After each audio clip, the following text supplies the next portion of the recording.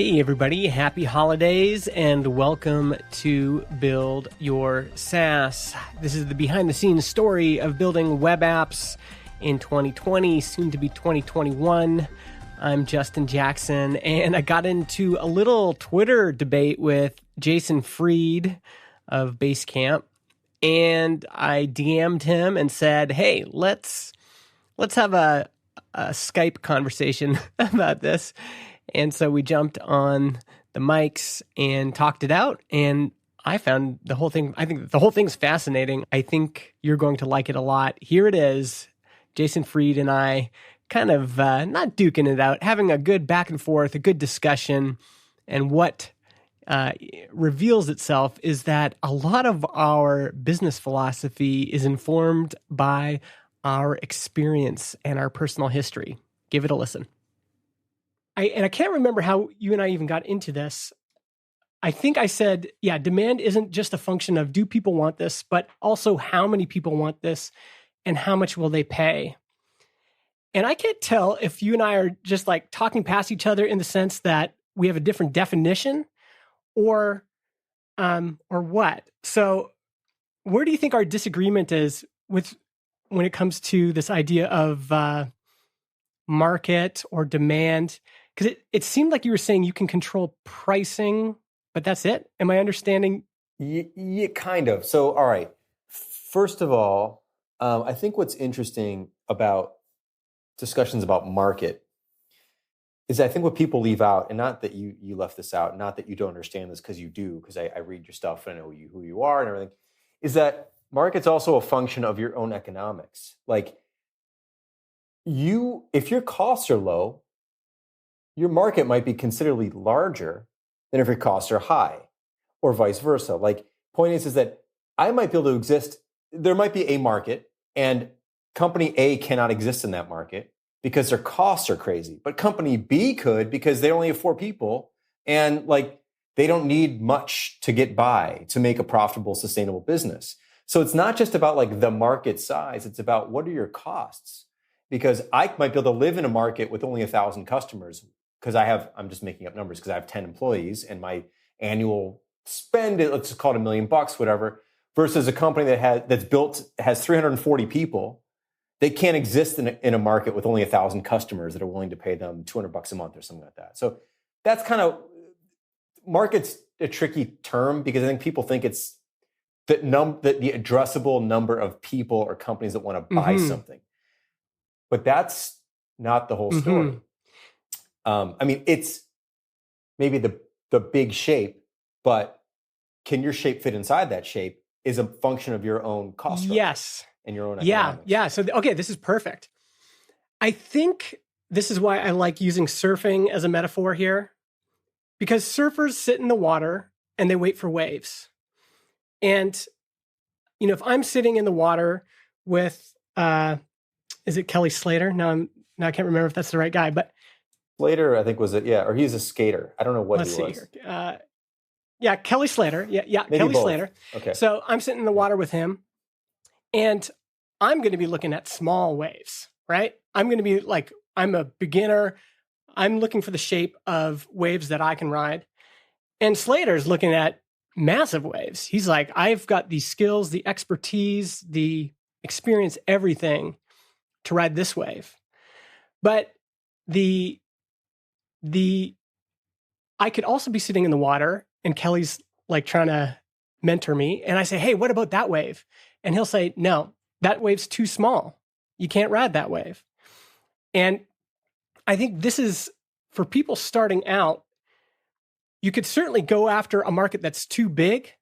But the nice thing about going after a market that's too big, like the project management market, is that there's lots of opportunity there. You can shave off a little bit of that market for yourself and you've got something. Whereas if you shave off a little bit of nothing off something that's smaller, you're left with just a lot less. And what I think communicating is that if you're just starting out, one of the most important decisions you'll make is what wave are you going to ride? And I think you can learn to observe the size and shape of waves and match that up with, again, your skills, your abilities. Can you ride it and win or compete?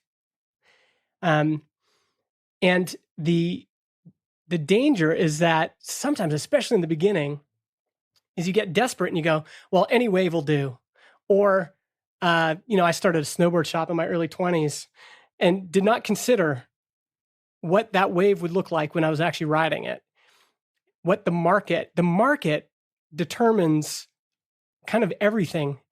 And we almost, in a lot of cases, treat that decision of what market are you going to go after as just like, it doesn't matter. If you hustle hard enough, you can, or even like if your costs are low enough, you can just go after anything. But really, that decision determines your trajectory. It determines how far you're going to go. It determines how difficult it's going to be. It determines the potential. And so I know, for example, the podcasting market has a ceiling. It's only going to get so big. The market's only so big. And I could steal all of my customers' competitors and everything, and I'd still probably only have 100,000 customers. Like, that's as big as it's going to get. Whereas if I went into WordPress hosting, like Jason Cohen, well, he's like, he could have 350 million customers because there's probably 550 million blogs. So that's kind of the point, is that the market is the most important decision. It's where you're pointing your boat. And then everything after that, sure, you need to be the right surfer, have the skills, all that. But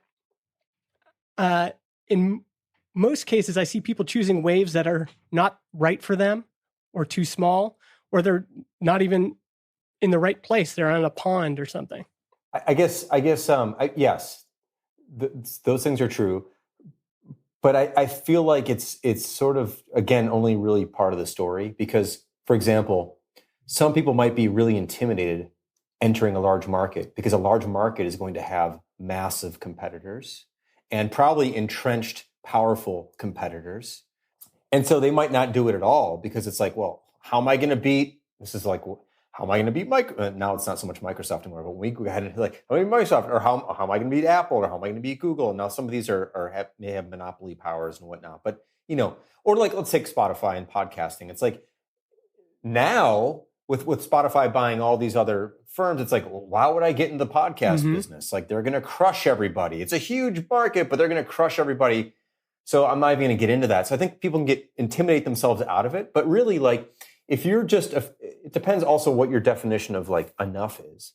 If you need 100,000 customers because you made up that number and that's what you want to get and that's your goal, you might not get that if you've got a bunch of other people playing in the same waters. You may not get the waves you want or be able to jump on the waves you want. But like, maybe if you're like, I just want to have a nice sustainable business. I only need 6 or 7 people to do this. If we get 10,000 customers and they're going to pay us X, like, we can have a great business. That's how I mean, this is just where I'm coming from. That's how I've always thought about it, which is, for example, let's take email, right? We just entered the email market, which is one of the biggest markets in the world, dominated by the biggest companies in the world who all give it away for free, okay? Now, why in the hell would we enter that market, compete with those players, and charge for something that they gave away for free? Well, because we don't need what they need. They need, if that was their only business, because of course they subsidize it with everything else, but if that was their only business, they might need 40 million customers to justify their expenses, because they'd have a team of hundreds on it and they whatever. We have, in the first few months, over 30,000 paying customers. Now, that's not going to pay for all the effort we put into it yet, but it's a great start. And if we can get 40 or 50 or 60 or 100,000, that's a great business we have there, which would be a terrible business for Google. And if Gmail only ended up with 100,000 paying customers, they would shut the product down in 5 seconds. Me, I'd be like, my God, this is amazing. I can't believe that we have 100,000 people paying us for email. So yeah, that's where the economics part of it comes in. And my general feeling is that these days, unless you're in something super esoteric and super narrow, I think the market's quite big for most small businesses to do pretty well if they do it well. That's kind of my feeling. I know that there's obviously like weird, small, super small niches that are really hard, obviously, but I think these days there's a lot of things that are big enough for a lot of small companies to do well in, but they're not going to, if their goal is to be the next Google, no, there's not enough headroom, which is kind of what we're talking about here. There's not enough headroom in the market to get to that size because the market isn't big enough, but it's big enough to build a sustainable business. So kind of what is your end? What are you looking for? What do you want to do? Where do you want to get is, I think, a bigger early question too. Yeah. And I wonder if I'm more pessimistic than you. Okay. Because that'd be a first. You strike me as a very optimistic. I mean, I am pretty optimistic, but this is actually where I disagree with Kevin Kelly a little bit, because he wrote this article called 1,000 True Fans. And the idea is that because the internet is so big, you can almost choose any niche, and any niche will do, because you'll be able to find enough people in that niche to make a living. But that rule just does not seem to follow regular laws of distribution. Most things that are sustainable actually have big markets. Like a lot of bootstrapped companies are in big markets. They're not in tiny little niche markets. They're not serving, the 5 fans of Star Wars that really love that one Ewok. Like that's not, and there might be 1,000 people that love that. But once you think about a business, and especially a software business, it's really about volume. And so even a 2-person company like Transistor, we need hundreds of trials every month in order to convert enough people to paid, in order to grow, in order to outrun churn. I think maybe part of this is based on my experience of, a lot of my business career was me treading water, like making enough money, but sometimes my head falls underneath the water. Sometimes I'm above, but it honestly wasn't better than being an employee. And then Transistor, I had this experience of, again, not a massive market, but all of a sudden I have margin. And where's the margin coming from? It's coming from the volume of people starting podcasts. There's just enough people every month that when I open my doors to my metaphorical coffee shop, there's people waiting in line to buy coffee. And I'll open that on Monday and there'll be a lineup, and I'll open it on Tuesday and there'll be a lineup. And that feeling has just been incredible for me, to the point where, like, I think Transistor's a really good business for John and I, and the enjoyment has been so much greater, partly because the money is there, partly because there's enough demand that it just outstrips what I was doing before. And so I think that's where I think we both agree though on that. However, you use the word margin, so I'm gonna use it against you. but in a good way. I mean, you have margin because you have 2 employees. Your costs are low. If you follow the typical, Silicon Valley approach and raised some money, you might have 24 employees by now. I'm sure there's 24 employees worth of work if you needed it. Always is. And then would there be any margin left, or would you be underwater again? So what you are is you've stepped into a market that's been proven by maybe the big players, which is it opens the doors, obviously, and they're the ones that are investing in like the awareness and like getting people comfortable. So you don't have to do that work, which is valuable. With 2 people, I don't know if you've shared your numbers or what they are, and whatever it is, but like it sounds like you got a good thing going. Part of that's because you have 2 people. And that's why you're able to survive and thrive, because you don't have you have the headroom, and you don't have a bunch of salaries eating up your margin. So you are able to exist in this small world, in your small world, even though it's part of a much larger world, who cares how big the world really is, as long as you have enough to cover your costs and to have some margin left over, which you are in control of. If you hired more people, which would be something you would do, you could go right back in the red. If you or you might have to raise your prices, and then you're pricing yourself out of the market. Like there's all these other things that you actually have control of, which is price and costs. You don't have control over the size of the market. Yes, but you do have control over the size of the market you choose. What market have you chosen? Well, we've chosen the podcast hosting market. Is that a market? It's a market because it's a category that people, like, these are just words. Like, sure, categories are just things we assign arbitrarily that the market assigns. Like, hey, Bill, go buy some CRM software. Well, that's now a category, and that becomes the market. How much do businesses spend on CRM every year? It's this. How much do small businesses spend on CRM? It's this. And I'm not even that interested in like how that is actual quantitatively. I've always been more interested in like qualitatively. How does this feel? How much pull is there here in this market? And there was touchstones while we were thinking about doing Transistor. There's touchstones along the way that made me feel like now's a good time, I think, to get into this market. And 4 years earlier, I would have said, this market's not right. Like, it's a lot of DIYers, a lot of hobbyists. People aren't spending that much money in here. But then things started to happen.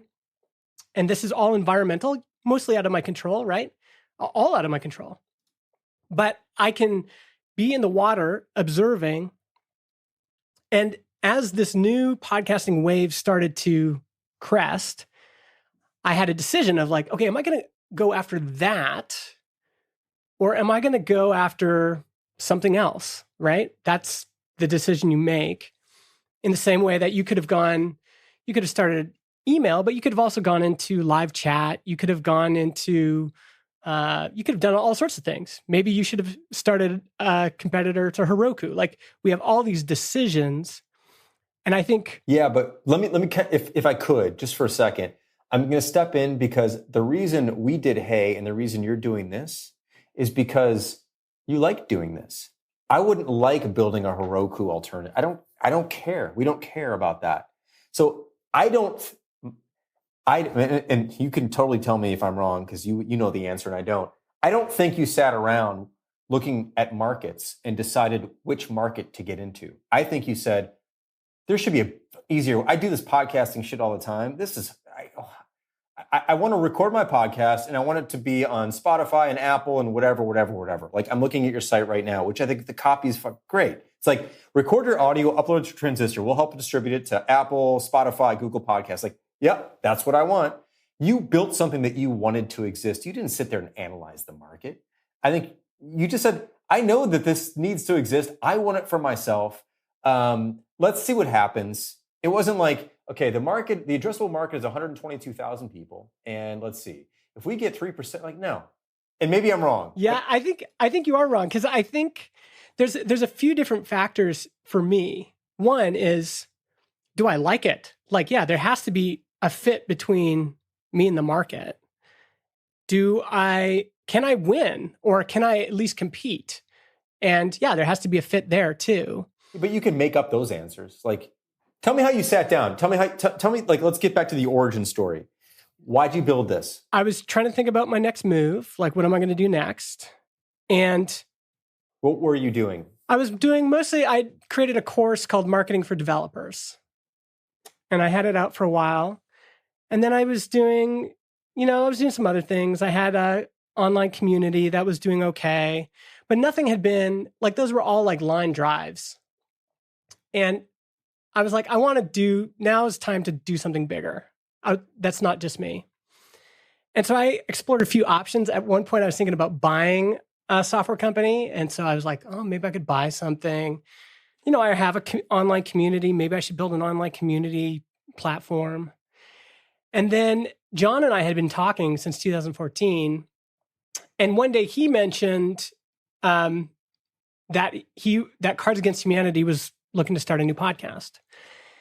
And at the same time, like, I'd still stayed in the water. Like I was in podcasting forums. I was still like into it. I liked talking to other podcasters.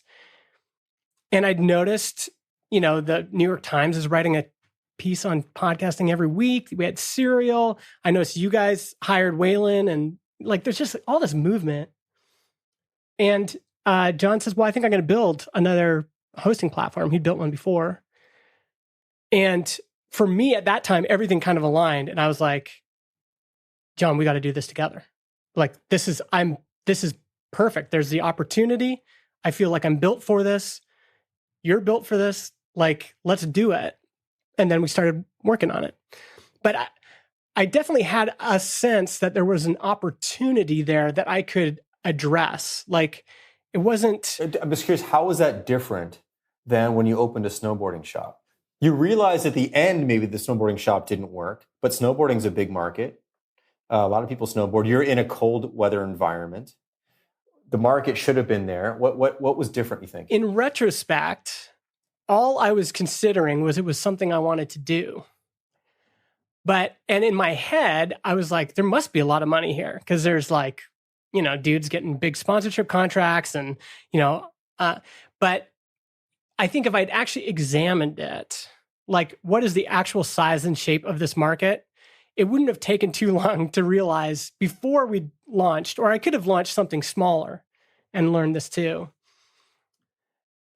I could have talked to 10 of my friends, like, how often do you buy snowboards? Well, I buy one every 3 years. It's like, okay, well, that's not great. And then, when's the last time you bought a snowboard? Well, I bought one on sale at the big, wholesaler or retailer or whatever. So I think you can know some things beforehand. And to me, it is really like about looking at the size and shape of what this market is. And it wouldn't have, and especially now with the internet, like I listened to this podcast, Effin' Rad Snowboard Podcast, and it's just all former industry guys going, man, fuck, like there was no money in that industry. And we were pretending there was. And it's like, you could do the research beforehand, and 20-something thinking about starting a snowboard shop now, would be able to, I think, have a better sense of whether or not it was worth it. Is the opportunity really there? Sure, but you could talk to 10 people who record podcasts and ask them, like, how much money have you made off your podcast? 0. How many listeners do you have? 7. This thing's going nowhere, man. Yeah, but the difference is that you could say, because there is something about what people have done. Like I know that you famously say the only time to ask for people's feedback is when they've just bought or canceled. But you could also apply that same logic to people purchasing other things. So I could go to my friends and go, do you have a podcast? Yeah. Do you pay for it? Yeah. How long have you paid for it? 5 years? Okay. Well, and I can repeat that enough times. And then we can do a small little test, do early access. And I asked 20 people and 10 people migrated over to us. I was like, oh, okay, well, this is actually at this scale. I haven't proven everything yet, but at this scale, it seems like there's something here. And again, there just seemed to be a lot of interest in podcasting. Like there's just, you can kind of see the wave of interest mounting. I don't think it's dissimilar from you noticing that there hadn't been anything new in email for a while. It's like, man, there's something here. Like, I think a lot of people have had, like, people were excited when Gmail came out. You're making an observation about past behavior. And the reason they were excited about Gmail is because all they'd had before that was Hotmail. And then Gmail came out and had something new. We haven't had that in a while. And you're kind of feeling the water. There's like, oh, I think there's something here. But what is the market for paid email? It is tiny, right? I mean, like compared to like the number of people who get email for free, like it's almost non-existent. It's a rounding error. The number of people in the world who pay for email. If I'd raised a bunch of money and had 195 people working on this, there's no way it would have worked. But we don't have that. We have a much smaller crew. And I'm thinking like, again, about your snowboarding thing. The other thing you had in that world, I'm guessing, was inventory. And that's, something we luckily, you and I don't have to deal with. So there's the thing that saddles you and makes you like have to be successful quickly because you have rent to pay and inventory sitting there. That shortens your runway essentially and makes it like, wow, we got to figure this out fast. Because even if I was just working the shop myself, and I've got 180 grand in boards or whatever you have, and fixtures and lights and insurance, it's like I can't even survive 3 months on this. But with Transistor, you're where you are, and John's where he is, and you work remotely, and you're in a little corner of your house or whatever you're in, and you're like you can make this work in a way where you don't have costs to cover other than your living expenses. And if you just have a few of you, you can cover those quickly enough. Not like it's not easy. I know you guys have put a ton of work in your product's fantastic. I mean, we host our stuff with you, and it's great. And I know it's taken a while, and I've seen some of your tweets about like how long it took to get to 20,000 a month or whatever it was. It's like it takes a while, but now I'm guessing you guys are in the black now, or close, or profitable. Yeah. So like, and you have margin. Yep. If you had 10 employees, maybe you wouldn't be there. So like, that's kind of my point too. And maybe we both kind of agree, but are like approaching it from different angles. I see so many people pricing themselves out of a potential market by ballooning their costs so early that it reduces the odds of success, because like the only way to cover those costs is to have an outsized success quickly. And that's just so hard. Yes. If you keep your costs low, you can survive longer. It's like if you're in the desert and you have only like, and you have like a little bit of food and you get lost, if you ration your food, you might have a better shot at survival than if you eat it all in the next 3 hours. Like, and I feel like companies that hire too many people are eating all their food in the first 3 hours, but they're not going to be rescued for a week. It's like, they're not going to make it. And maybe that's not the best analogy, but hopefully you know what I mean. I think we're emphasizing different sides of the coin.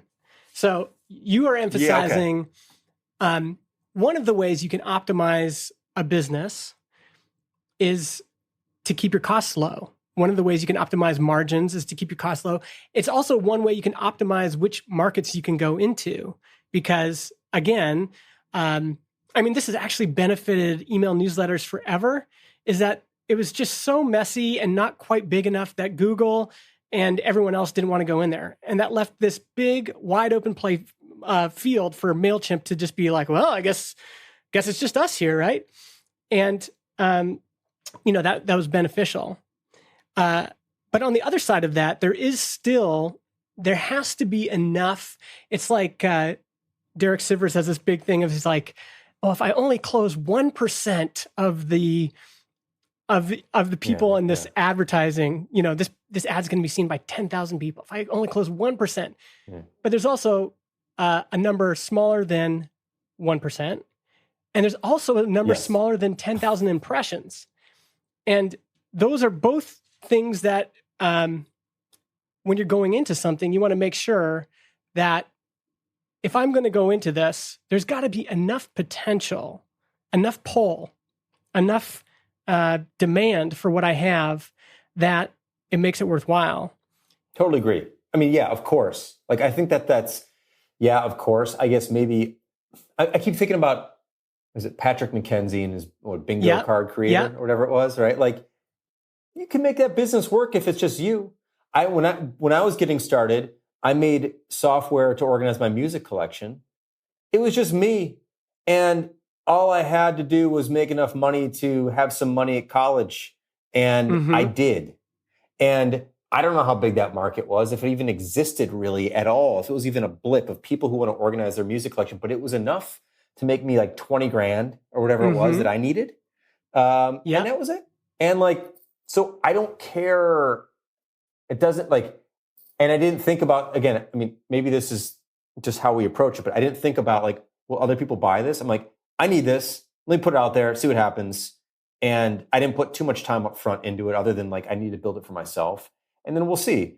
But if I had hired 7 freelancers at the same time, like, no, it wouldn't have gotten off the ground because I would have run out of money immediately and then I'd be dead. So part of it is, to me, it's like the lower your costs, the longer you give yourself to maneuver and find enough people to buy your thing, because I do think they're kind of out there. Of course, not everything has enough people to get there, and it is. I also want to be very clear. I'm not saying any of this is easy. I mean, it's not easy, but like, as long as you don't have a big hunk of inventory, as long as you don't have massive costs, as long as you have some income coming in some other way, you might be able to survive long enough to get to the other side, regardless of like how ultimately big the market is, as long as you cover enough of what you need covered. But it may not be a long-term living. It may be a few years. Who knows? I don't know. I think most people who are bootstrapping these days in North America, if you're a solo founder in North America, and I mean, this is even not taking into consideration family and everything else, 20K MRR is that's kind of like, I think where most people want to get to. And so certainly you would need to line up your objective with what's going to get you there. And certainly like a database to organize your cassettes it's a good business if you're in high school. It's probably not a good business if you're somewhere else. Now, what is the difference? The difference is in the size and shape of that demand. It's like how many people want that thing in the world. Yes. What you're saying, yes. I think we would both agree that you can't go into something that like has no customers. Yes. And or even too little customers, right? Too few customers, especially depending on the timing. Because like for me, it's like these are good nuances. I like this. I want to get into the nuances because that's really what this is all about. Because broad language, like the market, the market is affected by multiple things, by your costs, also like by your goals in terms of like, not like fake goals, but like, what do you need to live? And like you said, like when I was in high school or college, I didn't need that much to live. Now that I've got 2 kids and a family and a house, I need more to live. So like the market to me is very flexible and relative. It's a relative thing. It's not a fixed quantity that you can go out there and go, the market is this. It's like, well, what are your inputs to that market? How do they push and pull the market in a way where you can make it work for you or not, depending on your situation? That's kind of what I wanted to get to. Yeah, that is interesting because you just said inputs to the market. And the way you think about market, which is fascinating, is how am I in relation to the market? So if I reduce my costs, well, all of a sudden I can fit into this little niche here and carve out a living. The way I've been thinking about market mostly is this how it is formed by external things outside of our control, like government policy, bigger competitors, economics. There's all these other things that shape it, and that I'm endlessly fascinated by. I just think it's fascinating. And you're like, well, wait, how do we dance around this and look for our way in? I think it's both. I think it's like the government and regulation and people and interests, like that creates the big shape. But it's like, okay, so there's a big shape. There's 422,000 people, according to the latest census, that's bought whatever, or are homeowners in this region or something like that, right? You can like look at that and go, okay, well, that's like the outer limit. That is the edge of the balloon or whatever. I don't know. Again, I'm using too many weird metaphors here, but I'm just thinking it through on the fly. Okay, yeah, that's true. I'm not going to get them all, and there's enough, and it's whatever. But like, what are my circumstances? What do I need to cover to like get to where I need to get? How many people do I have? What prices can I charge? How can I make this work given those inputs? Like, oh, it turns out like I don't need that many people. Our costs are pretty low. I can charge $30 a month. Like, let's see where that goes. Like, that's how I kind of think about it. It's all to do with time. Like maybe maybe this is a side business for me. If it's a side business for me, and I have most of my income coming in from a full-time job, like the number of people I need or customers I need goes down even further. Like it's a sliding scale. It's all relative, like time is. To me, that's kind of how I've always thought about it. Not about like what is the overall addressable market, because that's something no one can ever hold anyway. Nobody has, unless they're a true monopolist and they have the whole thing. Yeah. Otherwise, you can slice and dice, and it has a lot to do with who you are and what you need and how you're set up and that sort of thing. And of course, if it's a geographical thing, like where you're located, like I probably would have a pretty hard time selling snowboards in Florida. So, that's not really, but it's not like the snowboard market is small. It might be small in that physical location. Yeah. For obvious reasons. So in Chicago, we've got a big, huge lake, one of the Great Lakes, Lake Michigan. And sometimes you'll see but I don't think about it because I don't live near it. I mean, I live near it in Chicago, but I don't see it because I don't live near the water. And every once in a while I'll be driving down the street and I'll see a boat and tackle shop. I'm like, who is buying boat, tackles or bait and boats and stuff? Like what? And I go, oh yeah, there actually is a lake over here. But I only see one or two of those stores because there aren't that many that are necessary in that market, in that area, but they exist. If they were a superstore and the guy took out a rent and bought an old Target and tried to use that for his bait and tackle shop, he would go out of business really quick. But he's got a tiny little thing in the strip mall because that keeps his costs down and it allows him to survive in a smaller market. So a lot of it has to do with how you position yourself. And what I see a lot of entrepreneurs doing is they overspend, they hire too many people, they obsess over things that don't matter too early, and they put themselves out of the market because their costs are so high that they burn through their money before they've even figured it out. Yeah. I see that happen a lot. And it's not that there's not a market there. It's that they approached it, I think, too fast, the wrong way. They didn't achieve escape velocity. They burned their fuel, didn't go, or this is again the wrong metaphor because I'm not talking about going fast enough, but they didn't get out of orbit. They're not surviving now by orbiting the market. They were pulled back to earth and they crashed because they didn't have what it took to get there. Again, not the right metaphor in a lot of ways here, but I tend to hone my metaphors is that when I write. But when I'm thinking, I'm kind of go all over the place. Yeah, so that's fine. So if you're trying to go fast, you're in a car, you're trying to go fast, your costs are you throwing out things that are dragging behind the car.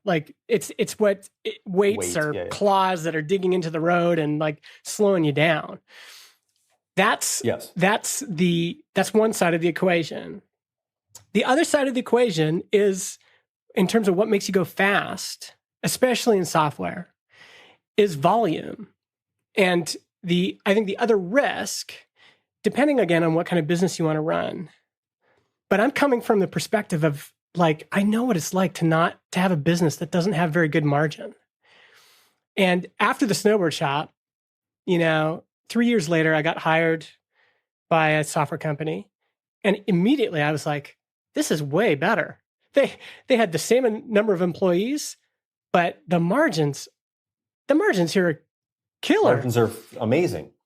We are so lucky to be in this world, in this industry that can have huge margins, although it's so fascinating to me that venture capital tends to kill margins in software businesses. A lot of these businesses that are funded, they're losing money. I don't know how you can lose money in software. I don't, unless of course, you don't have any customers. I get that. But to have lots of customers and lose money in software, I don't understand how it's clearly possible. I just don't understand it because the margins are so high. It's so funny. You keep going back to the cost side, which is, and maybe it's just our collective experience, because to me, what has been, certainly the cost side affects things. And my business partner is very frugal. So there's a debate that's a good Midwestern boy. He's does not like spending money. It's a great partner to have. He's the Roy Disney to my Walt Disney. But on the flip side, it is the fuel in your car when you're a software company is customers. It's people waking up every day and waiting outside your coffee shop for a cup of coffee. This is why coffee shops kill other types of restaurants. I might have pulled pork at my favorite barbecue place once a month. He's lucky if he gets me once a month. And if I spent $100 on pulled pork. That's a pretty good month for him. The coffee shop, I'll go there and easily drop $6 or $7 every day. It never feels like an expense. And I'm guaranteed Monday I'm going to show up, Tuesday, Wednesday, Thursday, Friday. And I look in the lineup and there's everybody else. They're only buying pulled pork once a month too. But Andrew, the coffee shop owner, gets them every single day. The difference is the type of demand. These are how often do people buy? How often do they show up? How much do they spend when they show up? And of course, what are your costs associated with them showing up? But the front end of that is all the market. It's all demand. It's a shape of the market. There's a coffee market, and then there's a pulled pork market.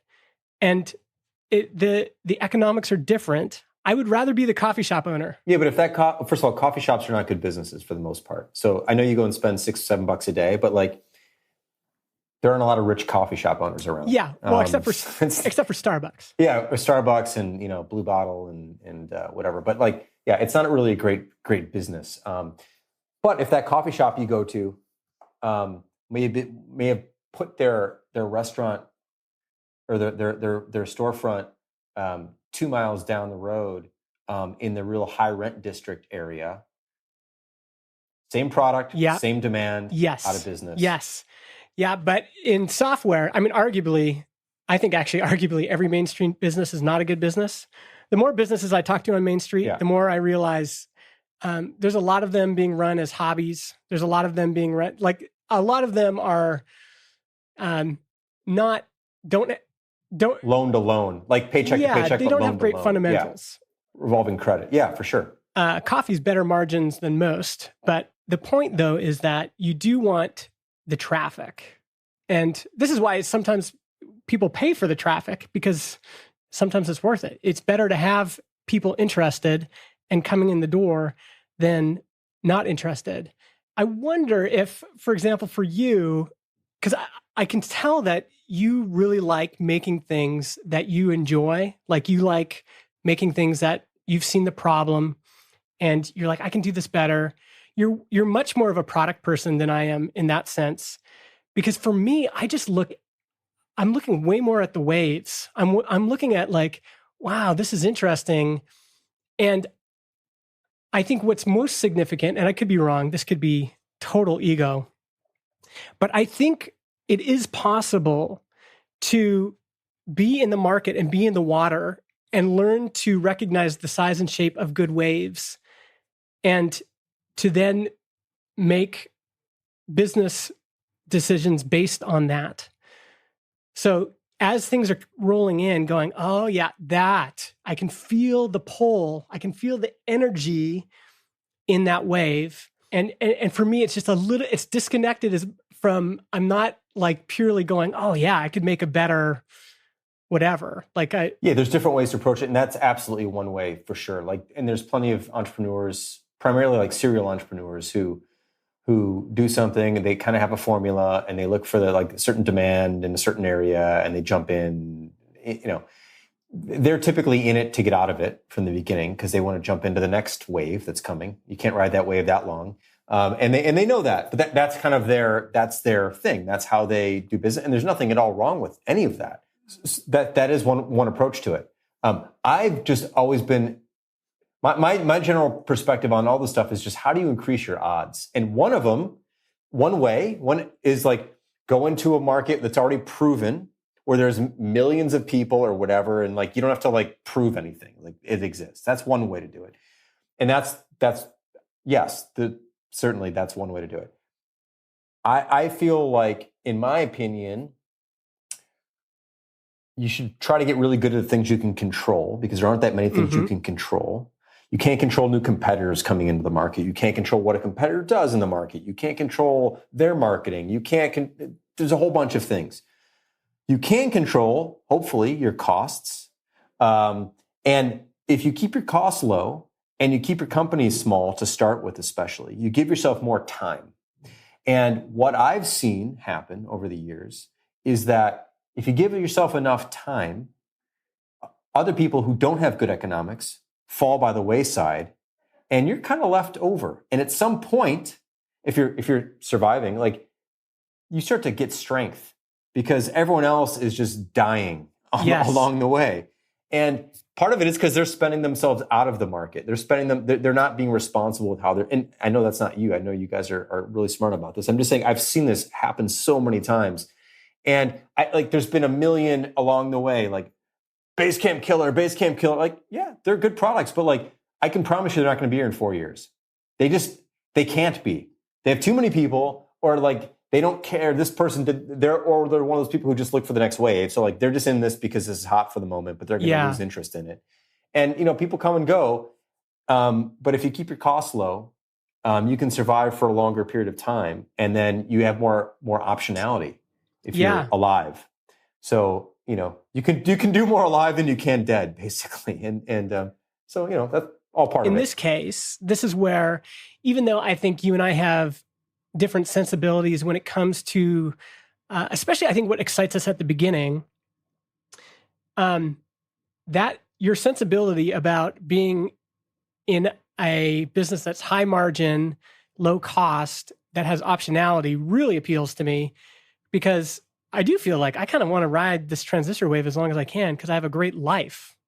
I have so much margin, like financial margin, and it's partly why I'm pushing on people to get into markets that at least give them that margin, have enough people spending enough money at appropriate margins to give you that life, because it's just so much better. It's been so, like at the beginning of the pandemic, totally. John meets with me. We have a little financial meeting. He's like, well, this could be it. He's like, but you know what? If we lose 50% of our revenue, we'll be okay. And just the calm that came from that was incredible. Spotify might come in, they might destroy us, but we could lose 50% of our revenue and still be okay. And so that part, I think I'm definitely on board with the resilience that comes.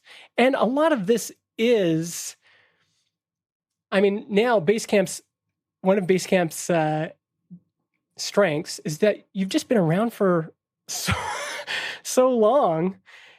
Anybody considering project management software is going to find Basecamp. You can't avoid it. You've just been around for too long, right? We've been around for a while, and that's helpful. And also, you get things from that too, which is you get legitimacy, you get reputation, you get more word of mouth because more people have more time to talk about you and that whole thing. But that's again, like that's beyond that. That's what happens eventually. So like eventually is not what we're really talking about here. We're talking about we're really fundamentally talking about, is it viable to launch a specific business? Yeah. And I think we both have different points of view that are compatible. Yeah. One is it's got to be enough people there, obviously. The other one is that we agree. The other one is like you give yourself a better chance if you stay small because you have more options. Yeah. And you if your costs are lower, you have more options. You don't need to serve as many people.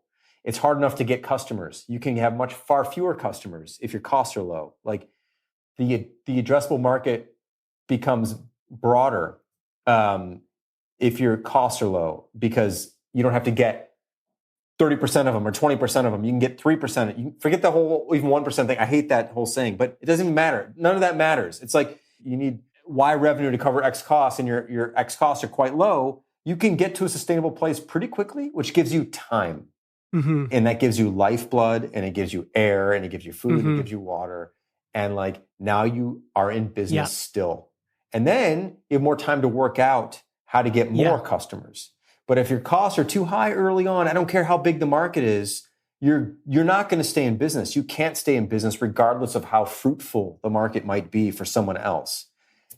That's kind of my other point. So maybe we both agree on that also. I don't know. Yeah, no, I think this is good. I think I think we should end it here. But I do definitely think as this turns, the one thing I did appreciate was you really explaining how you think about like, oh wait, I can maneuver my way around and fit myself into different markets depending on my costs. And I think that's excellent. Maybe the next time we we can talk about how I think the market you're in actually determines your whole growth trajectory. And actually, after you've chosen that, it doesn't matter how much marketing you do and everything else. I think you're pretty much set. There is only so much you can get at that point. Yeah. No, I think there's some truth to that too. Yeah, we should actually talk about another topic another time, which is related, which is we've basically stopped buying. Last year, we experimented buying a bunch of ads, podcasts, sponsorships, and print ads and physical billboard ads and text-based ads, and it's like I couldn't be more bored than doing that kind of stuff. And it's just not. I mean, I don't think it really hardly works for hardly anybody. I think that's the big secret. I think it works for some people, but this again comes back to costs. Like if you don't care what things cost and you have like unlimited money in the bank, people are losing money getting customers and they're seeing that that's a success. Like you and I can't do that. Our businesses don't work that way. And so we've stopped doing that altogether. And we can talk about that. But yeah, I agree that in some ways people put too much emphasis on marketing and they end up probably spending a lot of money that they shouldn't spend and doing a lot of effort that they don't need to make had they been in a different wave or in a different place. You still have to be discovered. You still have to be found out. And to me, that's more about differentiation. It's not about marketing. It's about point of view. It's not about marketing. So those are different things. But anyway, that's another topic for another time. Yeah, I think that'd be great to talk about it another time. I'll have better metaphors next time. My metaphors are all over the place today, but hopefully it made sense. I mean, as someone who loves metaphors, hopefully it made enough sense. Thanks for your time, man. I appreciate it. Anytime, Justin. Good to talk to you. Yeah, good to talk to you too. See ya. Hope you enjoyed that one. If you did, reach out, say, hey, just listen to Jason Fried and MI Justin, and share the episode on Twitter or Facebook or LinkedIn, anywhere that you're active. It'd be great for the episode to get some, to get some traction, to go beyond our regular listenership. Folks, we are so thankful for everyone who supports this podcast on a monthly basis on Patreon. We have the Take It EV podcast, Ethan Gunderson, Diogo, Chris Willow, Mason Hensley, Boria Soler, Ward Sandler, Eric Lima, James Sowers, Travis Fisher, Matt Buckley, Russell Brown, Evandro Sassy, Preduma Schembecker, Noah Prael, Robert Simplicio, Colin Gray, Josh Smith, Ivan Kirkovic, Shane Smith, Austin Lovelace, Simon Bennett, Michael Sitver, Paul Jarvis, and Jack Ellis, Dan Buddha, Darby Frey, Samori Augusto, Dave Young, Brad from Canada, Sammy Schukert, Mike Walker, Adam Duvander, who just reached out to me and said someone recognized his name on a Zoom call, and say it with me, Dave Junta. We also have Kyle Fox at GetRewardful.com. Thanks, everyone. We will see you in 2021.